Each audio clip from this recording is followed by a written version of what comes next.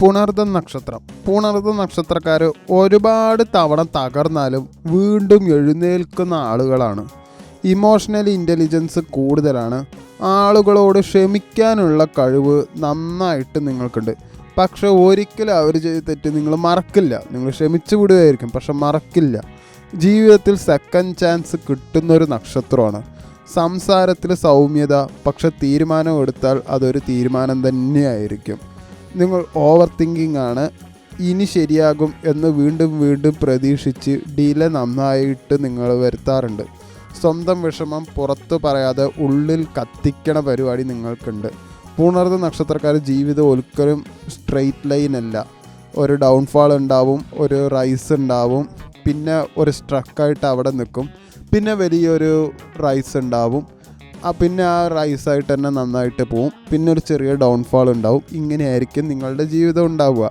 December മാസത്തിൽ പുണർദം നക്ഷത്രക്കാർക്ക് ഉണ്ടായത് ഒരുപാട് കാലമായി വലിച്ചിഴച്ച ഒരു വിഷയം മനസ്സിൽ തീരുന്നൊരു ഫീൽ ഉണ്ടായിരുന്നു. റിലേഷൻഷിപ്പിൽ ഡിസ്റ്റൻസ് ഉണ്ടായിരുന്നു, സൈലൻസ്, ക്ലാരിറ്റി എല്ലാം വന്നു. കരിയറിൽ ഇത് തന്നെയാണോ വഴി എന്നൊരു സെൽഫ് കൺഫ്യൂഷൻ ഉണ്ടായിരുന്നു.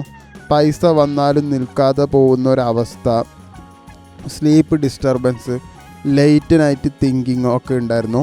പിന്നെ മനസ്സിനൊന്ന് ഷിഫ്റ്റാക്കി, എനിക്കിനി ഹാഫ് ലൈഫ് വേണ്ട, ഒന്നില്ലെങ്കിൽ ഫുള്ളായിട്ട് വേണം, അല്ലെങ്കിൽ ഒന്നും വേണ്ട എന്ന വിചാരം ഉണ്ടായിരുന്നു. പുണർദം നക്ഷത്രക്കാർ ഫൈനലി സെൽഫ് റെസ്പെക്റ്റാണ് നിങ്ങളിപ്പോൾ ചൂസ് ചെയ്തിരിക്കുന്നത്.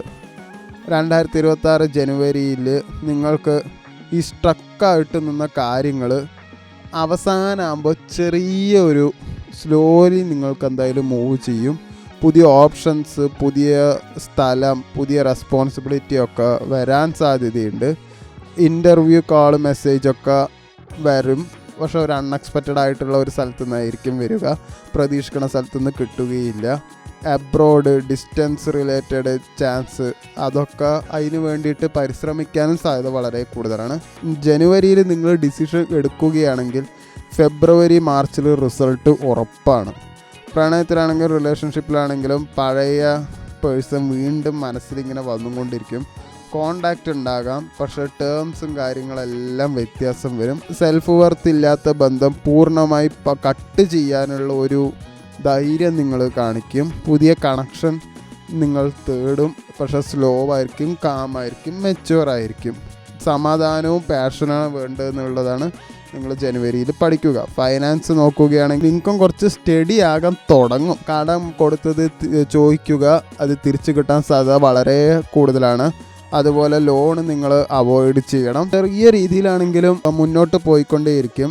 മെൻ്റൽ ക്ലാരിറ്റി എന്തായാലും ഇമ്പ്രൂവ് ആവും. സ്പിരിച്വൽ ഇൻട്രസ്റ്റ്, അതായത് ഭക്തി കുറച്ച് കൂടാൻ സാധ്യതയുണ്ട്. പഴയ ഗിൽട്ട്, റിഗ്രറ്റ്, ഈ കാര്യങ്ങളെല്ലാം വിട്ടുപോവുകയും ചെയ്യും.